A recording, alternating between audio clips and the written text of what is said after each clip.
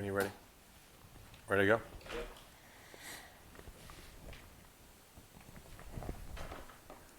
Will you please get your mind out of the gutter? We have free insurance flashcards for you, okay? I'm not about to go ahead and whoop out my little pretties to go ahead and get you to buy my class. No, insurance flashcards for you, okay?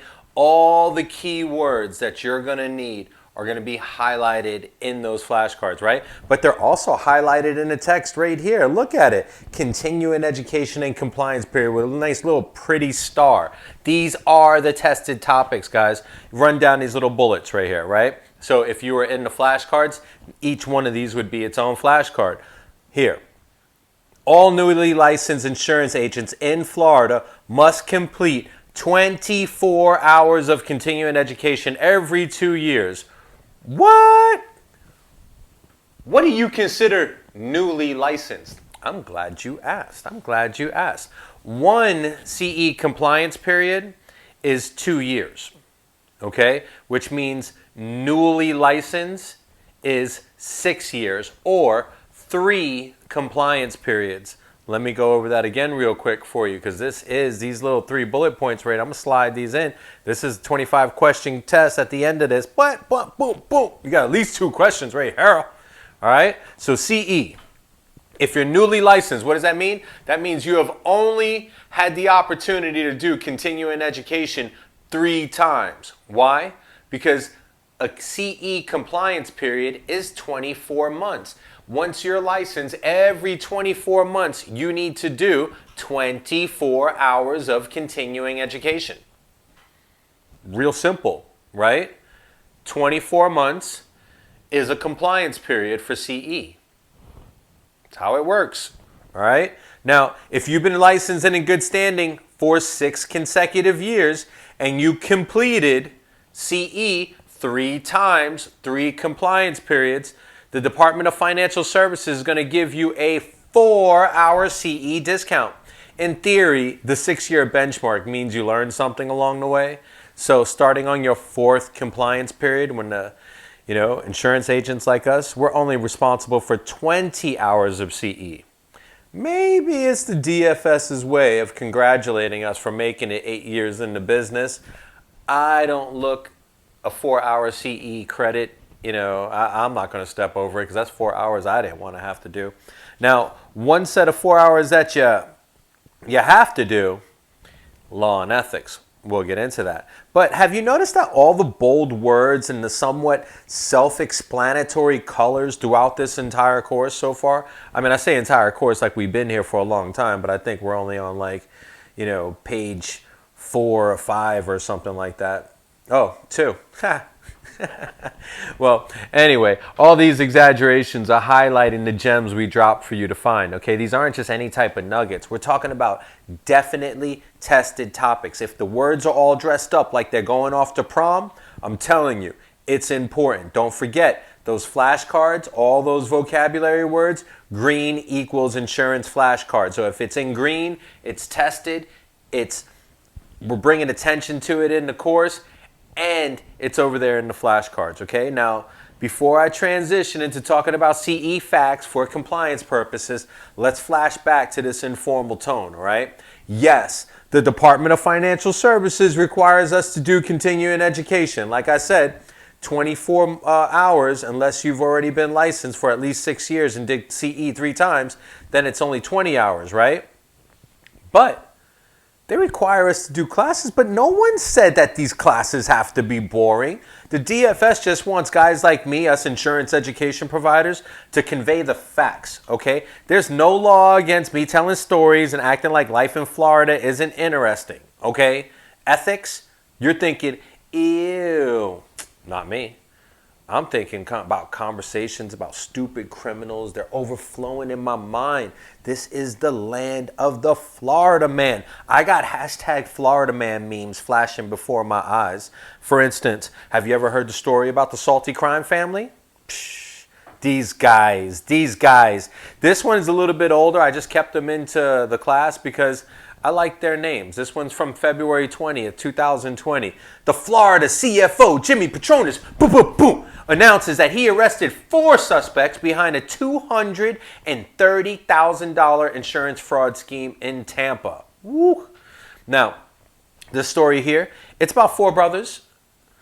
Amen, Fazi, Muhammad, Ai, Salty. Their last name is Salty. Kind of a dope name, but right now these guys are feeling a little salty. But for comedic reasons, we're going to call these masterminds the Salty Crime Family.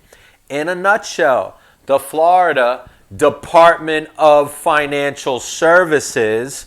Why did I say it like that? Because, man, haven't I mentioned the Department of Financial Services like 4 times in the last 3 pages? Obviously, they're important. They're like the most important entity that we're going to talk about, except for the boss of the DFS, which is the CFO. Ooh, look at me, all those sexy acronyms. Anyway, back to this in a nutshell, right? So the Department of Financial Services, they've got these investigators. The investigators discovered that the Salty Crime Family had been staging minor traffic accidents at gas stations. They started in June of 2016 and continued until April of 2019. The cars that these guys were claiming to be damaged, there was no damage. They're doing this to themselves. In the 3 years that the Salty Crime Family ran their scheme, they pocketed approximately $230,000 in fraudulent invoices. Basically, they would submit phony invoices to their insurance companies and collect repairs that were never made, that were never needed. Well, the joke's on these salty dudes now, because since they were submitting these phony invoices and never really fixed any of the cars, the DFS, CFO, Jimmy Petronas, he's going to fix them. These 4 banditos were all arrested and booked on racketeering and conspiracy to commit racketeering charges. Yo, how serious are these violations? I heard racketeering and instantly went to like Al Capone. I'm like, what? But all 4 members of the Salty Crime Family, they had bail set at $1.2 million each. If convicted, they're going to face up to 30 years in prison. I'll let you leave that little sound effect to your imagination. So, after,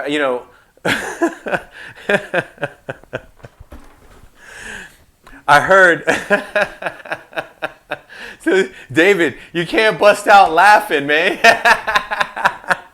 All right, so I heard after booking, one of the salties were heard saying, we would have got away for it. Oh. I heard during booking, one of the Salty Crime Family guys, I think it was Ai, he said, we would have got away with it. We would have got away with the money if it wasn't for the Florida CFO and his meddling investigators from the Department of Financial Services. All right, you got me. That last part, that's probably fake news.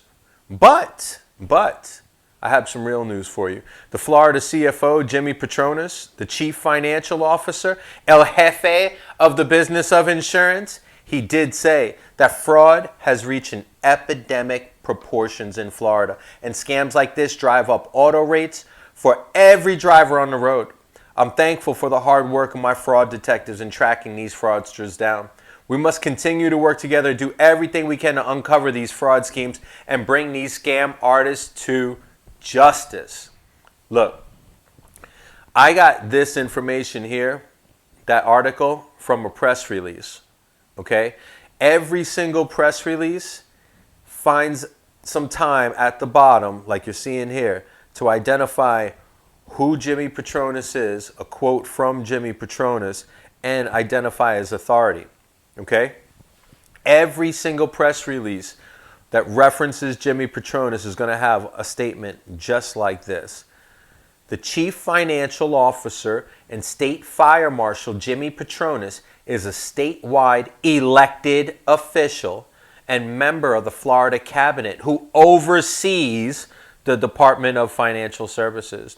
CFO Petronas works each day to fight insurance fraud, support Florida's firefighters, and ensure the state finances are stable to support economic growth in the state.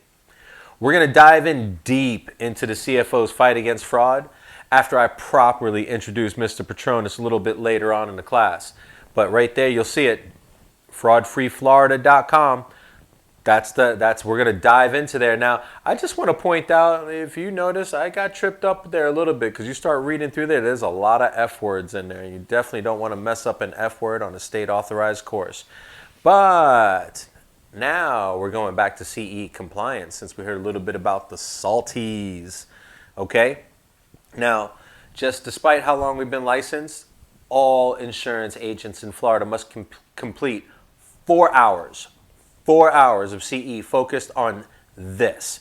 Exactly what we're talking about now. Florida insurance laws and professional ethics. This is every compliance period. Some people are hearing this for the first time in pre-licensing. Some people are hearing this for the 10th time. And it doesn't matter. This is where the business of insurance starts. It's kind of like, Vince Lombardi walking out after winning a Super Bowl with his team and says, "Gentlemen, this is a football." Okay, well, this is the basics. So no matter how long we've been licensed, everyone is doing 4 hours of law and ethics every compliance period, which is 24 months. Even with me writing this course, the Department of Financial Services requires me to complete my continuing education with an insurance school I'm not affiliated with. Nobody gets special treatment around here. That last round of CE classes I took, it was like reading a dictionary written by broken legal robots, I swear. Does it feel like you've been reviewing insurance law here with me? Because it's true, you are. All of the insurance school content has been authorized. That's a key word, man. You're going to hear that throughout the entire course. Who's it authorized by? The Florida Department of Financial Services. What does this authorization mean? It means that you can't do anything in the business of insurance without authorization. It means that if I sold you this course and I wasn't authorized as an education provider, you can spend 4 hours with me on CE, but it's not CE. It's just a course you spent 4 hours on. So that's why you want to look for the insurance school seal. I'm over here pointing over my left shoulder, knowing David's going to put it on my right. Just look for the insurance school seal because all of our content is authorized by the state. This section right here on continuing education, this section is authorized in our pre-licensing course and in our 4-hour law and ethics course.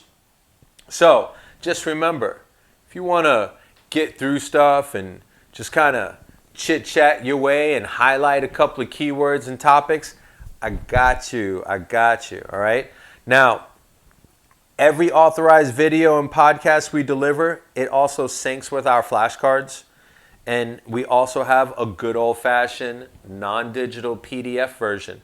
It's important. I want to make sure that you get the content in the way that helps you the best, okay? Now, the PDF versions, that's how correspondence CE was done before online classes, okay?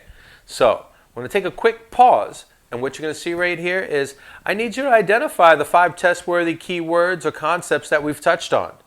If you don't get them, don't worry about it.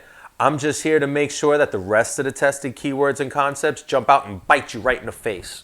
Okay? So let's identify what the rest of these this test topics are going to look like. All right, let's stop right there. That was way better. Yeah.